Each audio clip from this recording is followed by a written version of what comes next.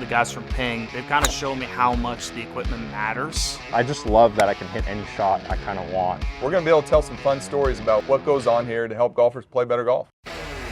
Welcome back to the Ping Proving Grounds podcast. I'm Shane Bacon. That's Marty Jertz. And Marty, we've got another great guest in the tour truck with Taylor Moore. Yeah, it's going to be fun, Taylor. It's excited to spend a little time together, hear about your journey, and talk a little gear. I want to kind of start with the journey because you're a 30-year-old player. You won on the PGA Tour this year for the first time. What was the journey like? How did you kind of handle going through different tours? You had a great amateur career. What was the journey like to the point where you win on the PGA Tour? Yeah, I spent 5 years outside the PGA Tour, but playing professional golf. And so I feel like I was pretty acclimated to, what professional golf was. And, my senior year at Arkansas, I qualified for the Canadian Tour and had status out there immediately. And then right after our national championship, my senior year, I went straight up to Canada and got acclimated to what, professional golf was. And so that's how I got started. How was Arkansas to Canada? How was that switch? Yeah, right. You're like, well, where are we? Where are we? Here? Well, we were actually in Eugene, Oregon. And so nice. we were Okay. kind of close to, my first tournament was in Victoria, Okay. British Columbia. So it wasn't too far to travel, but it was funny. I went up there and wore all my Arkansas gear and, playing with professional golfers. They're like, who's this college kid, up here trying to get after it. So that was pretty fun. Did you have a moment during the journey where golf was frustrated and you were thinking, maybe this isn't going to be it? Maybe I'm going to pursue something else. What else could I do? Is there ever anything like that floated through the brain?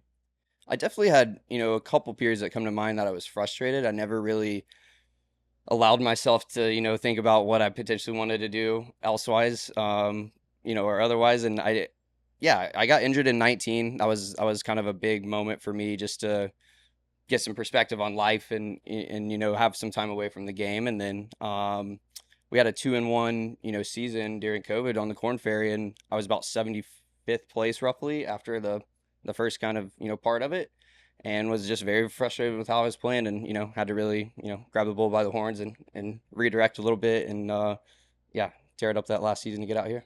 Did you graduate from Canadian to Korn Ferry? And then what point in your journey on Canadian did you get your win there? I did. The Canadian Tour. Yeah, so I finished third on that money list in Canada. And I went, like I said, straight from Oregon to Victoria, and I finished solo second in my first event. So it kind of nice. kind of popped me up on the money list right there, and that was the second event out of the 12 that we played over the course of the summer. And about halfway through, I won in Thunder Bay, and so that was a pretty cool week. First professional win. My dad was on the bag. He came up to hang out with me for the week, and we happened to win, which was a lot of fun and something that we definitely remember. Was it close, or how many did you win by? I think I won by 2 or 3, but I was paired in the final round with another Ping Pro, Corey Connors, Canadian. So that was a cool kind of dual. Won by 3, by the way. I'm telling you, golfers remember. I won by 3. You won by 3. It's unbelievable. It was funny. So I had a couple shot lead, obviously, on 18 and hit it in the fairway. My dad's like, what do you think? What do you think? I'm like, drive her off the deck, send it up there. I kind of freaked him out. I'm like, I'm just kidding. I'm going to lay up. So, that was pretty funny. He always tells that story. But yeah, it was a lot of fun to get my first win up there. And then Korn Ferry Tour. Tell us about that win. Because you've knocked off a win on Canadian, Korn Ferry, and then this year. Real quick, what'd you win by on Korn Ferry? Let's see how good the memory is. Yeah, what was that? I know. I just remember blacking out on Saturday and shooting 60, and then you did shoot 60, yeah. And then I think 66 the final round, but maybe 2. Yeah, you won by 3. Pretty 3, good. yeah, Pretty 2 or good. 3. I like to win by 3. That was pretty cool, and that was a couple years into Korn Ferry. I think I was my 4th season on Korn Ferry. Hadn't won my previous 3, and obviously I've been close a few times, and kept my card on Korn Ferry every year, but. That was pretty surreal. I was in a really good period of playing golf during that summer, my last year on Korn Ferry. I shot 27 under to win that week, shot 25 under the next, finished solo second, which obviously elevated me to, pretty high number on the Korn Ferry Tour points list. So Taylor, cool. The mentality of a Korn Ferry Tour player, I don't think casual golf fans quite understand the difference in Korn Ferry Tour golf versus PGA Tour golf. When you're out there on the KFT, it's a birdie fest. You're trying to shoot as low as possible. You can kind of hit it offline and still get away with it. What was the biggest change for you when you got to the PGA Tour, just in terms of how you play golf? Course management's obviously a lot different, out here, just based on course setup and conditions, I feel like.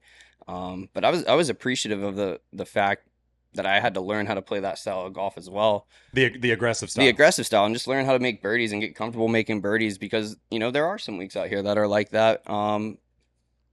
But also out here, you know, driving the ball in the fairway is a value, missing incorrect spots and giving yourself some space is a value. So, yeah, I was appreciative, and, you know, like I said, there's some weeks out here we got to go low, but definitely got to play smart out here and a little more conservative at times. I find that very interesting. So your wins, your win on Korn Ferry was like 23 under. You shot 26 or 26 under, Yes. and then you win one of the hardest events That's right. relative to par this Yeah. year at the Valspar. I mean, watching the Valspar every year, it's like watching like the score is like Yeah. watching a major. You know, usually like single digits under par. I think you shot 10 Right. this year to win by 1. So, what was it about that course that, you know, you think suited your game and Yeah, I think that whole Florida kind of swing, I like internally feel comfortable because it's on Bermuda. It's a little fast. It gets, you know, a little crazy in some spots. Like Yeah. Bay Hill, there's literally no grass on those greens, zero friction. And actually, Valspar got a little bit that way as well. And so, you know, I think I'm comfortable on that type of grass in that environment. And just with how fast it got, I knew just to give myself some space if I did miss, and, you know, try to drive the ball in the fairway and get as many, you know, short irons and wedges as possible. And had a good week on the greens, you know, that week. Anytime I feel like my game, no 3 putts, you know, no balls in the hat, just little stuff that we always talk about, and I did a really good job of that week. Like the Tiger rules, right? It's Yeah. like don't bogey a par 5, like Correct. no 3 putts, try not to lose a golf Yeah. ball. And if you can kind of check those off a list, you're going to be hanging around all the that top little of the stuff leaderboard. adds up, you know, over 4 days. And I think there's one stat that popped up where I didn't miss a putt inside of, you know, 7 feet all week, 70 of 70 or something like that, which is like, that stuff has to happen sometimes for you to win, right? But exactly? yeah, it was cool. What would you sign up for? Let's say next year the PGA Tour was looking at scheduling all the golf courses that you want to play. Are you looking at 25 under and you got to go low and get out there and get it? Or are you looking more at Valspar where 10 under has a possibility of winning? What fits your game maybe better? I prefer the harder courses, but I think some of the ones that you know, can go low or some fun tracks as well. So I think I'll do a little bit of a balance, you know, if I had to guess. But it seems like the way the tour is going, the, you know, elevated events and the majors, those are obviously going to be, you know, your higher scoring events for the most part. So Taylor, winning that event in March got you into all the majors, right, this year? Yep. So tell us about that. You went from playing no major. I mean, this journey is incredible. Like, you know, Canadian, KFT. It's why, again, like why following pro golf is so fun, because you have the kind of super duper young stars like the Jordan Spieths and, you know, I mean, obviously you see Ricky Fowler pop up and nearly win right out of the gate, but there are so many extremely talented players that do go through this journey like yours, which again, I'm sure gives you great perspective in terms of PGA Tour golf because you check those boxes on your way to this path. Yeah, absolutely. And, you know, I think everybody's journey out here is different, right? Like you guys are saying, Spieth, there's some star-studded guys coming out of school, especially now, that can come out here and play immediately. And, you know, for me, I think personally, I needed those years on the Korn Ferry just to learn how to play golf, learn how to be a professional, you know, learn how to score in all different kinds of conditions and tournaments and scenarios. And I think if I potentially would have made the tour after my first or second year on Korn Ferry, I don't know if I would have stayed out here just because I wasn't ready. But yeah, it's pretty cool to see, to your point. What was it like turning up at Augusta this year? It was pretty cool, man. Yeah, it was awesome. I had never been out there. You had a chance to play it, right? And I had a chance to play. You said, I'm good, which is still crazy to me. I Dustin told me he did it one time. Dustin had a chance to play it. I know Colt Nost qualified for the Masters because he won the amateur and then turned pro. Oh, so he didn't get the invite. So there's not a lot of people on this planet, maybe less people that have walked on the moon, that have turned down an Augusta invite. I know. Well, it had just been a thing for me and my dad. We wanted, you know, our first time out there to be when I qualified. So obviously some incentive there, but I had a chance, you know, from a member that I met at school at Arkansas to go out there and play. And my dad wasn't able to go on the trip. It was just going to be me. So I was like, I appreciate it, but no, sir. Like, my dad can't go, then I don't want to break our little thing we got going. So yeah, it was cool. You talked a lot about your dad, and he's caddied for you. How's your dad's golf game? Is he who got you into golf? He is, yeah. He got me into the game, and you know, he coached college baseball, a little bit of high school baseball at the end of his career. And him and his coaching buddies would go play golf in their free time, and I just, you know, would tag along and hop in the cart and, you know, try to do what they did when I was, you know, 3, 4, 5 years old, and that's how I got into it. But yeah, he's caddied for me a little bit, got me into the game, loves following. I think it's hard, you know, for a lot of dads out here that have sons, you know, on the PGA Tour, it's hard just being dad because a lot of them were so involved at a young age. Yeah. So that's been a big, you know, learning curve for him. But yeah, he's good. Is he comfortable now being dad? Is He he is. comfortable kind of taking that step away? I mean, if you've got that coaching mind, you're always thinking about coaching, and obviously with your son playing so well and competing, he wants to coach his son. Is he okay now, just kind of sitting back and having a cocktail and watching golf from the tower? He is, and you know, I have a younger brother as well, so everybody's out of the house, everybody's adults, everybody, you know, is, you know, living their own lives, and so yeah, he's fully adjusted now and totally content coming out here and you know, getting into player dining and hanging out and being a part of it. And this so he's food good. is great. Yeah, this exactly. filet is well. He's like, I don't have to get you a sandwich and a Dr. Pepper at the turn anymore. Like, I can just go in here and do that. So yeah, Taylor, you mentioned baseball. Your dad coaching baseball. You were a baseball player. Tell us about your journey, like baseball, golf. When did the Yeah, we heard scale you were get tipped here? good. Yeah, we heard you were like a really good baseball yeah, player. I was really good.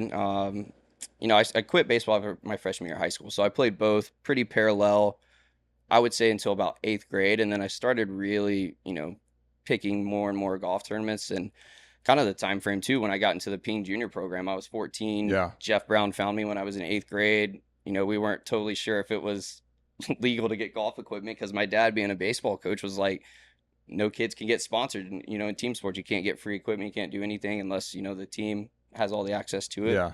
But yeah, I played baseball at a high level, you know, through my freshman year, and was going to camps in the summer, and, you know, really trying to figure out what I wanted to do in college and at the next level. What position did you play? Like, what were you good at in baseball? Yeah, I played short and second, you know, middle I and figured field. you were probably in the middle. of the Coach's infield. son, it was kind of like a, you know, you're required to play that at some point, I feel like. But my dad played center field, and Okay. I really enjoyed playing outfield too. That was a lot of fun. But yeah, I think I was just naturally more gifted, short and second base. I was a lefty coming up in East Texas playing baseball, and my coach made me play catcher a little bit as a catcher, which lefties don't Catching play with the catcher. right hand, yeah, that's so odd. crazy. But me and my buddy Rusty, would play first, and we'd pick off so many guys that were getting sleepy on first because you could just rifle it down first base. It was always fun. But yeah, having the baseball and the golf thing, I don't know, for you, it was really tough for me because the swings are so different. So you're in a batting cage, you're hitting balls baseball wise, and then you go to the driving range. It always took me a little bit of time to adjust. Was that part of the reason you decided to give up baseball? You know, I didn't really have that issue. A lot of people maybe would assume, but for me, I didn't really have that problem. I was able to, you know, decipher ball being still on a tee and then a ball coming at you and being able to react, and, you know, maybe just lucky and God given a little bit, but I didn't have, you know, too much of that. I had more rust just from not playing golf, right, than anything, because I would go, you know, play a baseball tournament over the weekend, Thursday through Sunday, and then roll around and play a Oklahoma Junior golf tournament on Monday morning. It's like, okay, this is weird. Like, and haven't practiced, right? Haven't done anything. Spent a lot of time on game. Yeah. So Taylor, you mentioned Jeff Brown took care of you starting at age 13, 14. I want to know some of your like favorite ping clubs, whether it's driver, iron. What'd you use in those early days? Wow, What do you remember about them? So I remember my first driver that Brownie got me was a G2 11.5 degree with a ladies flex in it, because I was a small kid. I was like literally like maybe 5 foot, 100 pounds. And he's like, let's get you some loft and a shaft that you can whip around and swing as fast as you can. So that was pretty cool, just to, you know, think about that. Other clubs I love the Rapture V2. I had a Mitsubishi D-Mana whiteboard in it, in the V2 with some loft as well, 10.5 I think. Do you still have these clubs somewhere, do you think? Somewhere. Yeah, at home or something? Probably at my parents' house. They have a little, they call it the Taylor golf shed in the back corner. They got literally all kinds of, Might need an image for this for the podcast. We might. What about putters? What'd you grow up with? Redwood D66. Oh, nice. Yeah. Those are still, in my opinion, some of the best, you know, feeling putters, and, you know, obviously the new PLD line with the milled face and stuff is about as close as we've gotten to that, which feel, you know, very similar. But yeah, Redwood D66. I still play the S55 irons, so I have to mention those. You know. Oh yeah. 7, 8, 9 years old, and you probably know better than me, but yeah, I play those. Have you tinkered with some of the new irons and thought about going into them, and why do you kind of stick to the OG irons that you've had in the bag for a few years? Yeah, for sure. I've tried, you know, anything new that comes out, especially now being on tour, we have access to, right? And so I did play the blueprints for a period of time, you know, on my last year on Korn Ferry, and when I first got out here on tour, which I love because there's so much playability in the blueprint irons. You know, not a lot of offset, able to work it both ways pretty easy. Obviously, the player profile with the smaller blade, which is awesome, but always gravitated back. I think just naturally being a pink kid, I love to look at a little bit of offset, have a little bit of forgiveness in the long irons, especially, you know, out here on tour. You know, in that 3 and 4 iron, I would like a little bit of mass to look at Exactly. at times, playing on these firm, hard courses. Yeah, so our blueprint S is kind of that marriage of the from S55 with the blueprint and getting some of those soul design properties, you know. Is this a that prediction? Are we thinking have been in the 2024? S55? Taylor's gonna be in the S blueprint. Is that the deal? 2024, you heard it here first. There you Blueprint go. S. The iron change. You're a guy that likes to move the ball, kind of the opposite way of what maybe the modern player does. I know you guys do some weighting in that world as well with your woods. Why do you like to see the ball move that way? And how many players do you play with that still kind of turn the ball over? Yeah, I'm just a naturally drawer, right? Like right to left is what I see in my head, and you know, I tend to aim to, you know, that way on the course to play for that. And yeah, it is a little bit odd nowadays, especially for some higher speed players, to maybe move it that way, just with the technology and the ball being a little bit less spinny than, you know, it used to be, especially when we were growing up. But yeah, there's still some guys out here that sling it. A guy that comes to mind is Chris Kurt. Yep. You know, I played with him a few times, and he's definitely a drawer. And I think the cool thing about, you know, being on tour and, you know, just seeing some of the top ranked players in the world is they go both ways with it, right? I mean, I played with Rom, who I believed was a cutter, and I'm just like, man, every ball's going to go left to right. And we get on a couple tees with left to right wind, and he draws it back into him. Like, that's why you're number one in the Got world. the Like, shots. you were There not, you go. Yeah, like, Yeah, that's we just- saw him pull that off at Augusta, obviously. yeah, which is pretty cool. So yeah, that's just what I see in my head though, Joel. Who have you fanboyed out to this year, getting paired with or playing with, where you have to kind of remind yourself that you're a peer of this person? You mentioned playing with John Rahm. Who have you played golf alongside on the PGA Tour this season where you're like, this is really sick? Yeah, another, you know, really cool guy that I've enjoyed also, Pink Staffer, is Finau. Yeah. Getting paired with him a few times. We played Saturday at Players. We both played really well. Made a ton of birdies, which was a lot of fun. And then I was paired with him last week at BMW. Yeah, so that was cool. And then I played with JT over the weekend at Waste Management. And just in that atmosphere was crazy. Obviously, Yeah. you know, playing with JT, you know, you're going to have some fans anyway. But obviously magnified out there at Waste. That was really cool. And we both played really well and you know, kind of fed off each other a little bit. That was a fun experience. Yeah. Taylor, one interesting thing in your bag, which has become a little popular out here, is a 7-wood. So what's the Great story? call. What's the God. story? How did it start? And what have been some fun and valuable shots you've hit with that? And why is that an important club out on the PGA Tour? Yeah, for me, it started Tahoe last year. Got the 7-wood in the bag. It was more so just for testing. I was kind of looking, you know, either for some height on some long irons and really to feel like the 240 to 250 gap in my game. Just trying to find some consistency in that area, because I noticed, like, if I drove the ball in the fairway on some par 5s, having 2, 3, 4 iron in, a lot of times, especially at the harder, firmer places, I wasn't able to hold, you know, the green all the time. Yeah. So having some loft and some height and some spin coming into those was huge. And then, yeah, really just got comfortable with it off the tee as well. And it's been a huge asset to my game, long par 3s and going into par 5s from the fairway. What's your process on a Saturday when Arkansas is playing football and you're playing golf? Like, what do you do? Stressful. Is it phone in the bag, or is this like the caddy check the scores? Like, how do you go about that? Yeah, no, I'd really try to put the phone up, especially out here. I don't want to get in trouble on tour, but it's funny. I'll have, you know, I think in Jackson last year, for example, I asked the walking scores. We had a morning game, 11 a.m. kick, and I was playing at that time. I was like, hey guys, like every 3 or 4 holes, like I'm gonna come over. Like I need some updates. I need to know where score. we're at. They're like, of the leader. You're like, no. The like you football guys game. are volunteering. You have a phone out to keep our like. We need a score update every couple holes. Always tough. I mean, the phone being away in golf is one of the few places, Marty, where the phone actually goes away. Yeah. I feel like. I mean, if you're playing, especially if you're playing tournament golf, I mean, Right. it'll be 5 hours of. I mean, you're not checking what's going on in your life, you know. Yeah.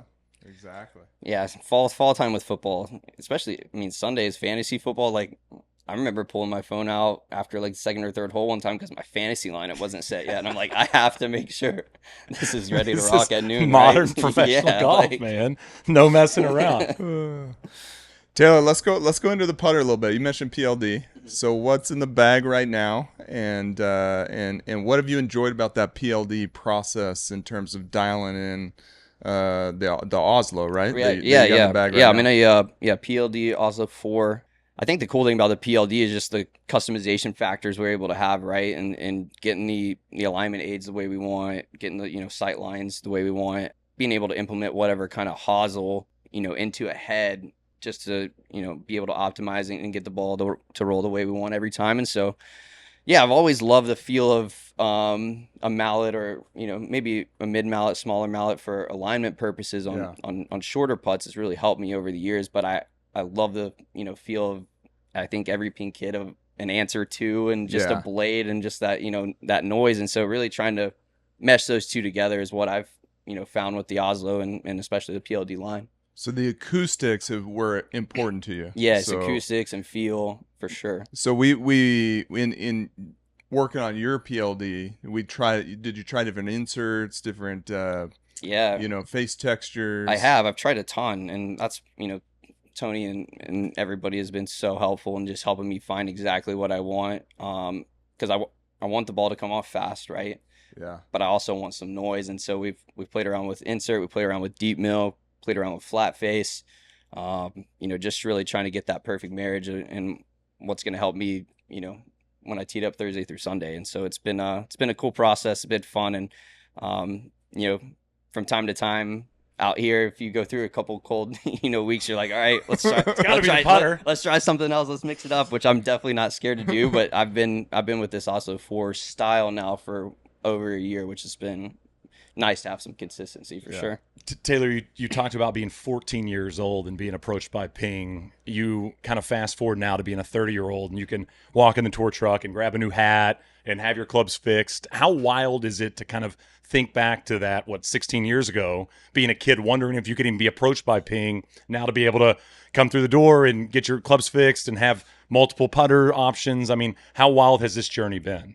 Yeah, it's pretty surreal, when you break it down like that, just to see what Ping has meant, to me and my life and my family, and just being able to, also be a part of the Ping family, which has been so awesome. And it's, it's been cool, the relationships, that I've been able to have, and the people that I've met. And, we thought Brownie, when I was 14, was just a college coach watching some of the older guys in my group. And then next thing you know, he's talking to my dad on a picnic table after the round. It's like, all right, I guess we're going to Phoenix. Sign here. Yeah, right. So, no, it is pretty cool, and it's obviously a lot of hard work and dedication to my craft, but also at the same time, just that family kind of atmosphere and love. And any one of these guys on the truck would do anything to help me save a shot when I tee it up, right? And so that's been something that I obviously remember forever. So speaking of custom things on the truck, I was taking a look at your lob wedge. Pretty unique, like the grind you have on there, right. the amount of camber on the lead edge.